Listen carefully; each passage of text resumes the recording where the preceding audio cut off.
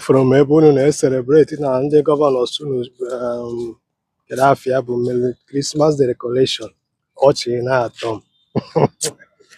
Okay, anyway, affair as if you say no, you the mma. You understand? No, my friend, yeah, about park the year at least December ka na-agba na ba ya suppose na by now na ebe a niile na-aka yi decorate here. Ịghọtago?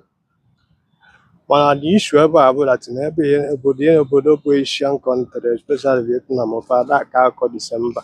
Most Asian country don't celebrate December. If one celebrate their Lunar New Year.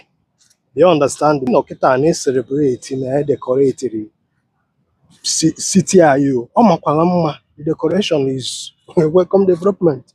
Mana problem ebe a bụ na unu amala that na ndị ahụ na ife a budget e mere for ihe a bụ ife ndị governors anyị ji ezu ori. That is what you people don't understand.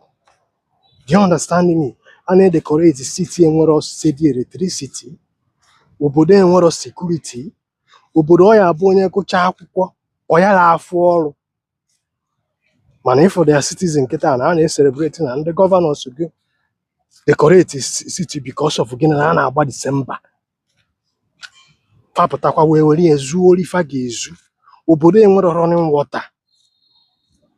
Obodo enwero good educational system. Obodo enwero good hospital.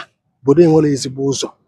Mana a na-celebrate you. If I get an abon by at least I can decorate again. You get my point. Here would have been decorated because of a Christmas season coming up. But you see, it's just a normal thing. If you ever get yourself na buy, you won't be here then buy and then to a get on each other get somewhere like this supposed to be in on each other. Like everybody copy worker. Look at it. Everybody copy work. I suppose you under water. When I forget here. Yeah, I was skyscraper. I suppose you under water.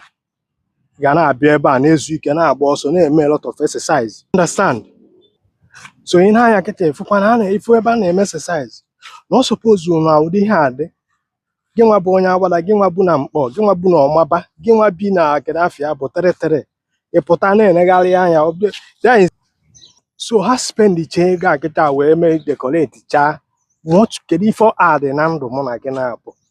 Ego for suppose iji development again about something tangible ga add value to our life. Lola a company. Nyegodu mo na again about nke na afụ m ofu that steady electricity fit provide better. And decorate the city. City decorate cha ya kedu ife ya add na ya.